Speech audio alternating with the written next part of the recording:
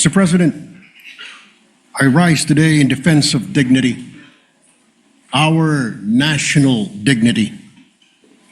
Spokesperson of the Chinese embassy recently lectured Filipinos and worse, Philippine officials on the limits of freedom of speech. We are told that criticizing a foreign head of state is completely unacceptable. Well, let me say this then, Mr. President. If you do not like how democracy works in this country, then you are free to leave the Philippines. Get the out. Mr. President, kung hindi nila gusto kung paano gumagana ang demokrasya sa ating bansa, malinaw po ang sagot. Layas. This is our house. Hindi sila ang boss natin at tayo ay mga tau-tauhan lang nila. To the Chinese embassy officials, you do not have the moral authority to lecture Filipinos about freedom of speech. Because freedom of speech does not exist in your country. It is not practiced. It is not protected. It is punished. So do not export censorship to a nation that fought, bled, and died to be free. And another recent statement coming from the Chinese government threatening our officials of, quote, paying the price for making provocations and confusing right from wrong, unquote, pertaining to our claims at the West Philippine Sea. What is truly unacceptable is a foreign government acting as if it can police Filipino speech, intimidate Filipino officials, or shame Filipino into silence.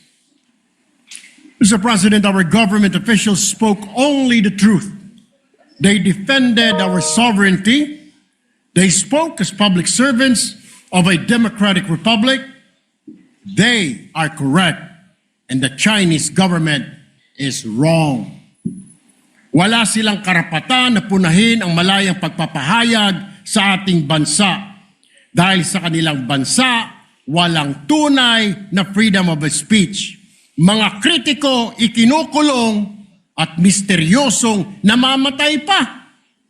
Ang mga mamahayag, pinapatahimik, opinyon, kinokontrol tulad po nangyayari doon sa Hong Kong kung ilang kritiko nila ay kinulong na. Let us be very clear, Mr. President. The West Philippine Sea is ours. Our officials have the right and the duty to speak about aggression against our nation. And Filipinos, Mr. President, will not whisper in their own house just to avoid offending a foreign power, particularly China. No, no, no, Mr. President. We do not take lessons on democracy from a government that jails critics. We do not take lectures on free speech from a system that suppresses it. Our house, our terms, Mr. President. Respect is not demanded. It is earned and it is mutual. If you want respect from Filipinos, then respect our Constitution. Respect our officials, respect our freedom of speech, and respect the simple truth that this is not your country. Mr. President, the Filipino people are not afraid.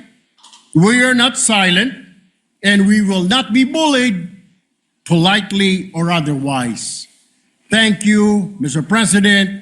Maraming salamat. Maraming salamat at magandang hapon sa ating lahat.